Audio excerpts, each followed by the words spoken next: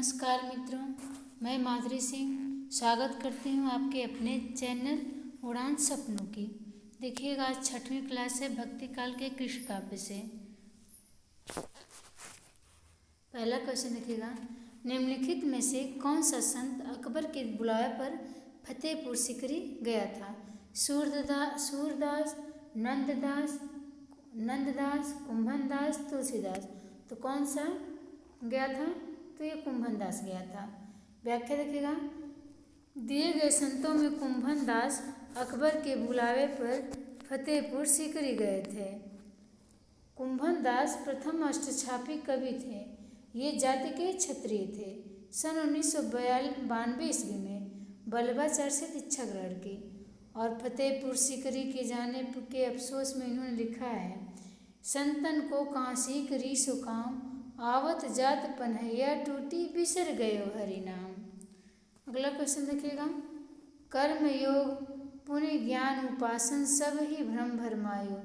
इस काव्य पंक्ति में रचनाकार कौन है? इस काव्य पंक्ति के कबीरदास हैं, सूरदास हैं, या तुलसीदास हैं, या नंददास हैं? तो ये सूरदास हैं। व्याख्या देखिएगा, कर्म जोग पुण्य ज्ञान उपासन सब ही भ्रम भरमायो। उक्ति में इस पंक्ति में सूरदास रचित भ्रमर गीत से है। अन्य देखिएगा पंक्तियाँ, माधो मैं ऐसा अपराधी, तेरी भगति होत नहीं साधी। ये कबीरदास की है। गोरख जगायो जोग भगति भगायो लोग, ये सूरदास की है। कहाँ करो बैकुंठी जाए, जह नहीं नंद जहाँ न जशोदा, नहीं जहाँ गोपी ग्वाल न गाय। ये किसकी है? तो ये परमानंद की है। अगला क्वेश्चन देखिएगा, किशनगढ़ के भक्त कवि महाराज सावंत सिंह के क्षेत्र में हिंदी साहित्य के क्षेत्र में किस नाम से जाने जाते हैं? कौन? किशनगढ़ के जो कवि महाराज सावंत सिंह। भक्त शिरोमणि, नागरीदास, या दासानुदास, या राठौड़ वंश। तो ये नागरीदास के नाम से जाने जाते हैं महाराज सावंत सिंह हिंदी साहित्य में। व्याख्या देखिएगा, किशनगढ़ के भक्त कवि महाराज सावंत सिंह हिंदी साहित्य के क्षेत्र में नागरी नाम से जाने जाते हैं। नागरीदास बल्लभ कुल गोस्वामी रछोड़ जी के शिष्य थे। इनके इष्ट देव श्री कल्याण राय तथा नित्य गोपाल जी थे। इनके रचे पद ब्रज मंडल में काफ़ी सिद्ध हुए। नागदास के पद देखिएगा, इक मिलत भुजन भरी दौरी दौरी, इक टेरी बुलावत औरी, को चले जात सहजे सुभाए, पद गाय उठत भोग ही सुनाए। अगला क्वेश्चन देखिएगा, सुरसागर का सबसे मर्मस्पर्शी और वाग्वैदग्ध्यपूर्ण अंश कौन सा है? संजोग श्रृंगार है, बाल वर्णन है, प्रकृति वर्णन है, या भ्रमर गीत है? तो सबसे मर्मस्पर्शी और वाग्वैदपूर्ण सूरदास का जो है ये भ्रमर गीत है। इसकी व्याख्या देखिएगा, सुरसागर का सबसे मर्मस्पर्शी और वाग्वैदपूर्ण ग्रंथ भ्रमर गीत है। हजारी प्रसाद द्विवेदी ने लिखा है, सूरदास ही ब्रज भाषा के प्रथम कवि हैं। हजारी प्रसाद द्विवेदी ने सूरदास को ब्रज भाषा का प्रथम कवि माना है और लीला गान का महान समुद्र सूरसागर इनका प्रथम काव्य है। सूरसागर का उपजीव्य भागवत महापुराण का 10वां स्कंध है। हिंदी साहित्य में भ्रमर गीत काव्य परंपरा का प्रवर्तन कौन करता है? तो सूरदास करते हैं। अगला क्वेश्चन देखिएगा, और सब गढ़िया नंददास जड़िया। ये उक्ति में नंददास की किस विशेषता की ओर संकेत किया गया है? नंददास का चिंतक रूप में, नंददास के साथ तार्किकता के रूप में, या नंददास के शब्द के प्रयोग में, या नंददास का व्यवहार है? तो और सब गढ़िया नंददास जड़िया, ये नंददास शब्द का प्रयोग है। व्याख्या देखिएगा, और सब गढ़िया नंददास जड़िया, इस उक्ति में नंददास के शब्द प्रयोग की विशेषता की ओर संकेत किया गया है। अष्टछाप के कवियों में नंददास का स्थान काव्य सौष्ठव और भाषा की प्रांजलता में सूरदास के पद आते हैं। इनकी प्रमुख रचना देखिएगा, नेकार्थ मंजरी, मान मंजरी, सुदामा चरित, रस मंजरी, रूप मंजरी, विरह मंजरी, प्रेम बारह खड़ी, श्याम सगाए, रुक्मणी मंगल, भंवर गीत और रास पंचाध्यायी सिद्धांत। तो पंचाध्यायी दसम स्कंद भाषा है, पंचाध्यायी और दसम स्कंद भाषा। अगला क्वेश्चन देखिएगा, काहे को गोपीनाथ कहावत इस पंक्ति में व्यक्त भाव क्या है? क्षोभ है, समर्पण है, उत्सुकता है या उपालंब है? तो ये डी सही है, उपालंब है। काहे को गोपीनाथ कहावत, ये उपालंब है। व्याख्या देखिएगा, काहे को गोपीनाथ कहावत इस पंक्ति में व्यक्त उपालंब भाव है। उपालंब का अर्थ शिकायत, उलाहना होता है। यह पंक्ति सूरदास विरचित सूरसागर के भ्रमर गीत की है। पूरी पंक्ति इस प्रकार है, काहे को गोपीनाथ कहावत, जो मधुकर बै श्याम हमारे, क्यों न यहाँ ले आवत। काहे को गोपीनाथ कहावत। अगला देखिएगा, भ्रमर गीत सूरसागर के भीतर का एक सार तत्व है। यह कथन किसका है? तो यह कथन आचार्य रामचंद्र शुक्ल जी का है कि भ्रमर गीत सूरसागर के भीतर का एक सार तत्व है। ये कथन आचार्य रामचंद्र शुक्ल जी का है। भ्रमर गीत सूरसागर के भीतर का एक सार तत्व है। यह कथन आचार्य रामचंद्र शुक्ल का है। आचार्य हजारी प्रसाद द्विवेदी ने लिखा है, सूरदास जब अपने विषय का वर्णन शुरू करते हैं तो मानो अलंकार हाथ जोड़कर उनके पीछे दौड़ा करता है। अगला देखिएगा, जहाँ बैठावे तित ही बैठूं, जहाँ बिठावे तित ही बैठूं, बचे जो बिक जाऊं। इस पंक्ति में मीरा की व्यक्त भाव क्या है? मीरा की व्यक्त भाव समर्पण है। इसमें जो है समर्पण है इनकी व्यक्त भाव। व्याख्या देखिएगा, जहाँ बैठावे तित ही बैठूं, बेचे तो बिक जाऊं। इस पंक्ति में मीरा का समर्पण भाव व्यक्त है। इनकी अन्य पंक्तियाँ देखिएगा, इतना समर्पण था इनके अंदर। मनमोहन कान्हा बिनती करूं, दिन रैन राह तके मेरे नैन, हरि आप हरो जनरी भीर, द्रौपदी री लाज राखी आप बढ़ायो चीर। मन रे परस हरि के चरण, सुभाग शीतल कमल कोमल, मन रे परस हरि के चरण। अगला देखिएगा,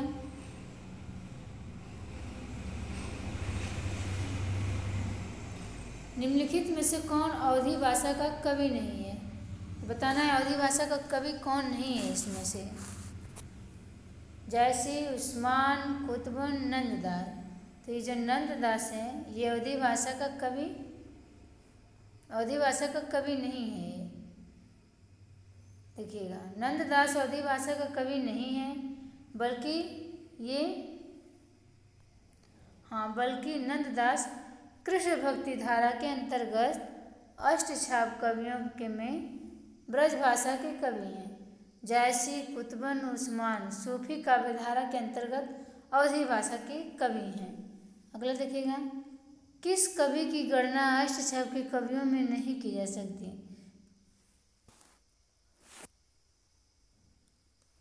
किस कवि की गणना अष्टछाप के कवियों में नहीं की जा सकती? कुंभन दास, परमानंद दास, नरोत्तम दास, कृष्णदास। तो ये नरोत्तम दास हैं जो अष्टछाप के कवियों में इनकी गणना नहीं की गई है। व्याख्या देखिए, नरोत्तम दास की गणना अष्टछाप के कवियों में नहीं होती है। अष्टछाप 8 कृष्ण भक्त कवियों का समूह है। ये 8 कवि इस प्रकार हैं, कुंभन दास, सूरदास, परमानंद दास और कृष्णदास। फिर इसके बाद गोस्वामी, गोविंद गोस्वामी, छीत स्वामी, चतुर्भुज दास और नंददास। अगला क्वेश्चन देखिएगा, भ्रमर गीत में भ्रमर का प्रतीक कौन है? भ्रमर गीत में भ्रमर का प्रतीक कौन है? तो उद्धव है। भ्रमर के प्रतीक कौन है? उद्धव है। भ्रमर गीत में उद्धव भ्रमर के प्रतीक हैं। हिंदी साहित्य में भ्रमर गीत काव्य परंपरा का प्रत्यक्ष सूरदास ने किया था। भ्रमर गीत में उबालंब काव्य कहते हैं। आचार्य रामचंद्र शुक्ल ने इसे ध्वनि काव्य कहा है। अगला क्वेश्चन देखिएगा, निम्नलिखित में से कौन कवि विट्ठलनाथ जी के शिष्य हैं? यानी विट्ठलनाथ के शिष्य कौन है इसमें से ये बताना है। परमानंद दास हैं, चतुर्भुज दास हैं, सूरदास हैं या कृष्णदास हैं। तो ये चतुर्भुज दास जो हैं ये विट्ठलनाथ के शिष्य नहीं है। व्याख्या देखिएगा। अष्टछाप के 8 कवियों में 4 वल्लभ के तथा 4 विट्ठल के शिष्य थे। इनका विवरण देखिएगा। विट्ठलनाथ के शिष्य गोविंद स्वामी, छीत स्वामी, चतुर्भुज दास और नंद स्वामी, ये विट्ठल। अब वल्लभाचार्य को देखिएगा। कुंभन दास, सूरदास, परमानंद दास और कृष्णदास, ये वल्लभाचार्य के शिष्य हैं।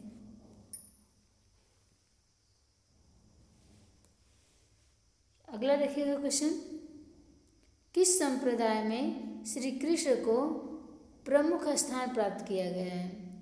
वल्लभाचार्य में, गौड़ी संप्रदाय में, राधा वल्लभ संप्रदाय में, निम्बार्क संप्रदाय में। तो किसमें कृष्ण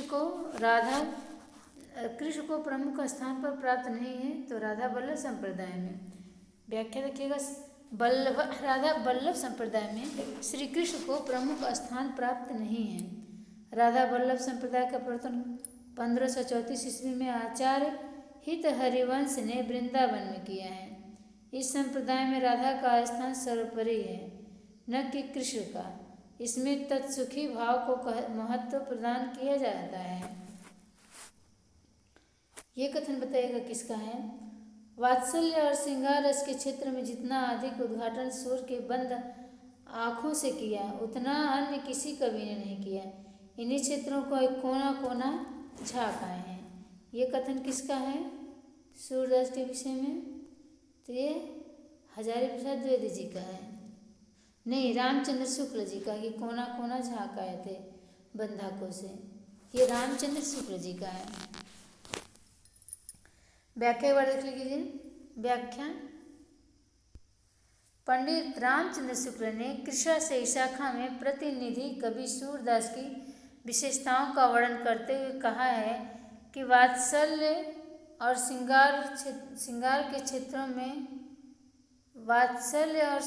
क्षेत्रों का जितना अधिक उद्घाटन सूर्य ने अपनी बंद आँखों से किया, उतना किसी अन्य सदस्य ने नहीं किया है।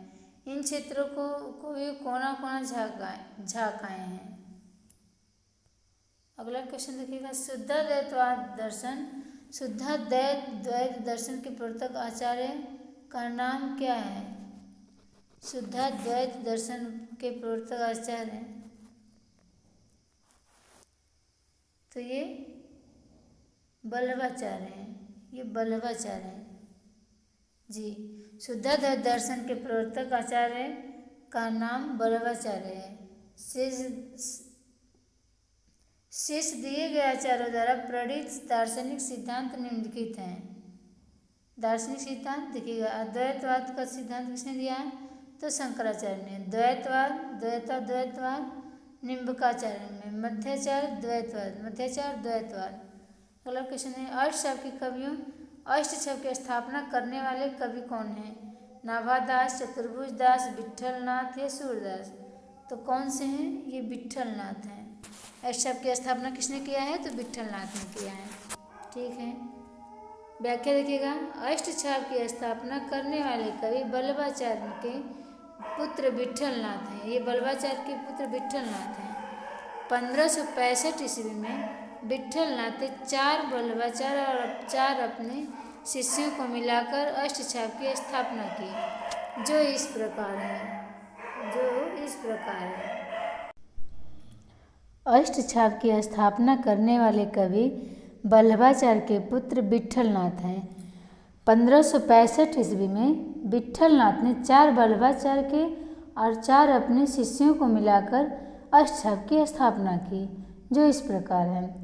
वल्लभाचार्य के शिष्य देखिएगा। वल्लभाचार्य के शिष्य कुंभन दास, सूरदास, परमानंद दास और कृष्णदास, ये वल्लभाचार्य के हैं।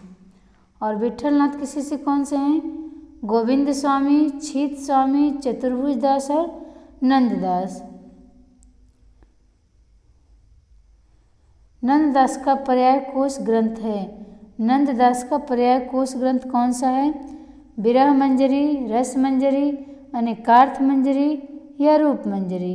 तो नंददास का पर्याय कोश कौन सा ग्रंथ है?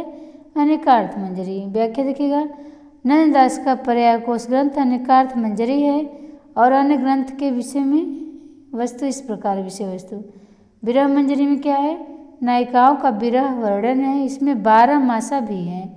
और रस मंजरी में नायिका भेद है। रूप मंजरी में लघु प्रेमाख्यान काव्य है। अष्टछाप के कवियों में नंददास का स्थान काव्य सौष्ठव और भाषा की प्रांजलता में सूरदास के बाद है। अगला देखिएगा, निम्नलिखित में से कौन अष्टछाप में शामिल नहीं है? बताना कौन नहीं शामिल है इसमें से। परमानंद नहीं है, परमानंद नहीं है, या कृष्णदास नहीं है, नंददास नहीं है कि सुंदरदास नहीं है। तो अष्टछाप में शामिल कौन नहीं है? तो सुंदरदास नहीं है।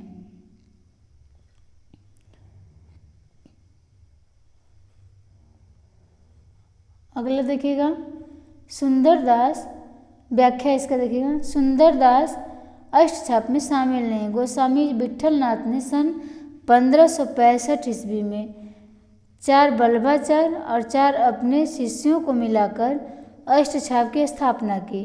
बल्लभाचार्य के कुल 84 तथा विट्ठलनाथ के कुल 252 शिष्य हैं। अष्टछाप कवि, ये अष्टछाप कवि हैं कुंभन दास, सूरदास, परमानंद दास, कृष्णदास, गोविंद स्वामी, छीत स्वामी, चतुर्भुज दास और नंददास, ये 8 हैं।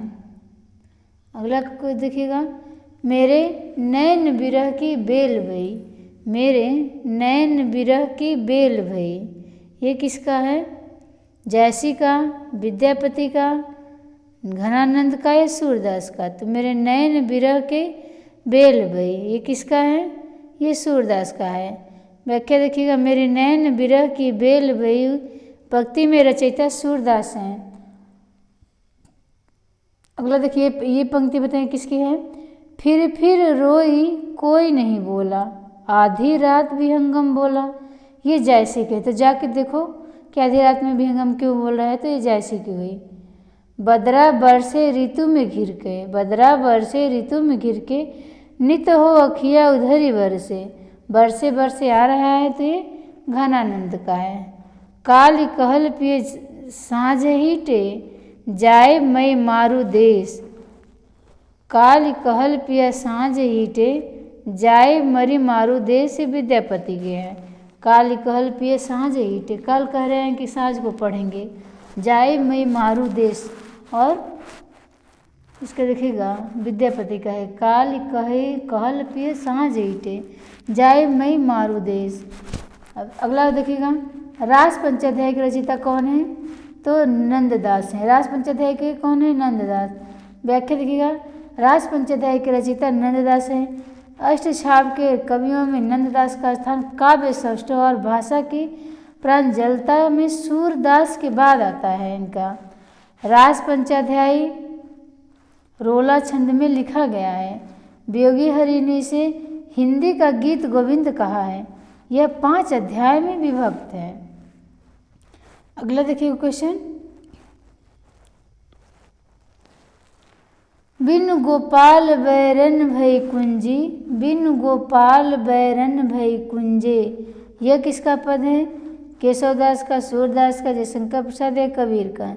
तो बिनु गोपाल बैरन भई कुंजे, ये सूरदास का है। व्याख्या देखिएगा, बिनु गोपाल बैरन भई कुंजे, यह सूरदास का पद है। यह भ्रमर गीत सूरसागर से लिया गया है। लिखित कवि एवं उसके पंक्तियाँ, माया महाठगनी हम जानी, माया महाठगनी हम जाने, जो वीर कबीर का है।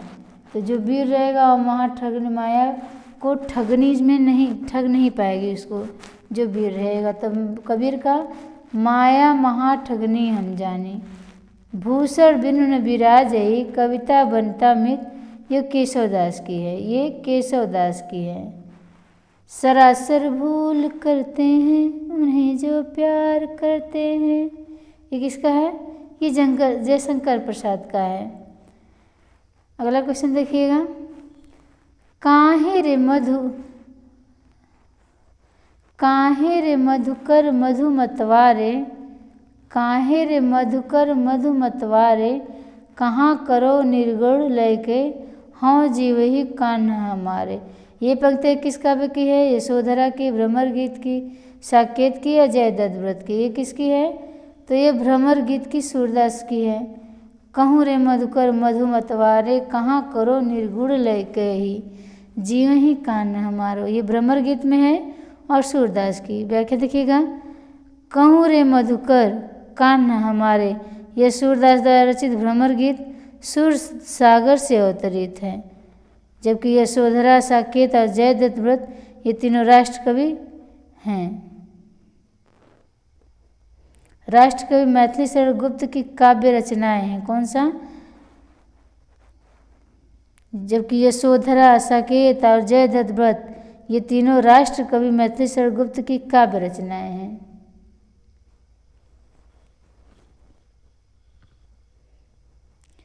निम्न कवियों के उनकी कृतियों में से कौन सुमेलित नहीं है? सुमेलित कौन नहीं है बताना है। निम्न कवियों और उनकी कृतियों में कौन सुमेलित नहीं? विद्यापति पदावली, नाभादास भक्तमाल, नंददास यमुनाष्टक, सुंदरदास सुंदर विलास। तो कौन सा नहीं है सुमेलित? ये नंददास की है। देखिएगा, विद्यापति की पदावली है, नाभादास का भक्तमाल है, नंददास का रास पंचाध्याय है और सुंदरदास का सुंदर विलाप है। यमुनाष्टक किसका है? तो यमुनाष्टक हित हरिवंश का है। किसका है? हित हरिवंश का है यमुनाष्टक।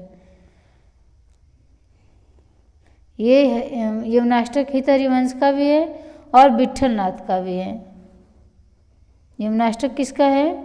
तो हित हरिवंश का भी है यमुनाष्टक, हित हरिवंश का भी है और विट्ठल का भी है। विट्ठल, ये विट्ठल का भी है। सूरदास के विषय में कौन सा कथन गलत है? ये बताना है, सूरदास के विषय में कौन सा कथन गलत है। सूरदास को सभी विद्वान जन्मांध मानते हैं। सूरदास श्रीनाथ मंदिर वृंदावन में कीर्तन करते थे। सूरदास बल्लभाचार्य के शिष्य थे। प्रभु हो सब पतितन को राजा, पर निंदा मुखपूरी रहियो जग, यह निशान नित बाजा। पंक्तियाँ सूरदास द्वारा लिखित है। तो इसमें से बताना कौन कथन गलत है। तो कौन सा कथन गलत है? तो कथन ए गलत है। सूरदास को सभी विद्वान जन्मांध मानते हैं, गलत है। और बाकी सब कथन, कौन सा कथन गलत है? यही गलत है और सब सही है। सूरदास के विषय में गलत कथन है, सूरदास को सभी विद्वान जन्मांध मानते हैं, क्योंकि कुछ आलोचक विशेषतः हजारी प्रसाद द्विवेदी ऐसे हैं जो सूर को जन्मांध नहीं मानते हैं। अब देखिएगा, सूची एक को सूची में सम्मिलित कीजिए तथा सूची के नीचे दिए गए कूट का प्रयोग कर सही उत्तर दीजिए। मोर पखा सिर ऊपर रखियो, ये किसका है? ये पूछा है।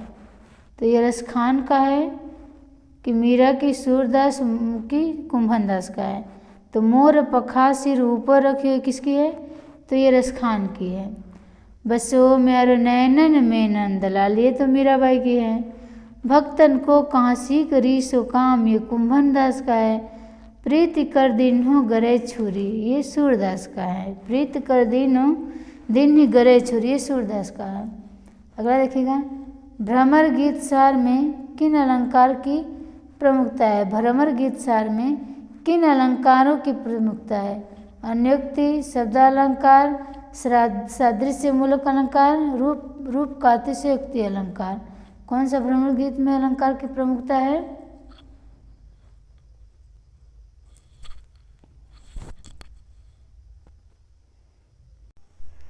हाँ, भ्रमर गीत में किन अलंकारों की प्रमुखता है? तो ये भ्रमर गीत में सादृश्य मूलक अलंकार की प्रमुखता है भ्रमर गीत सार में। और भ्रमर गीत सार में सादृश्य मूलक अलंकार की प्रमुखता है। भ्रमर गीत सार आचार्य रामचंद्र शुक्ल द्वारा संपादित महाकवि सूरदास के पदों का संग्रह है। सूरदास के पदों का संग्रह है भ्रमर गीत सार। किसका? शुक्ल जी का है। उन्होंने सूरदास के भ्रमर गीत से लगभग 400 पद छाट कर भ्रमर गीत के रूप में प्रकाशित कराया है। धन्यवाद बंधु, जय माता दी। अगर वीडियो मेरा पसंद आए तो सब्सक्राइब, लाइक और शेयर करिएगा। कमेंट में अपनी राय ज़रूर देखिएगा। देखिए मेरा टारगेट तीन पेज रोज का है और ये कृष्ण काव्य खत्म हो जाएगा 2-3 क्लास में। उसके बाद हम लोग रीतिकाल करेंगे टॉपिक वाइज। धन्यवाद मित्रों, जय माता दी।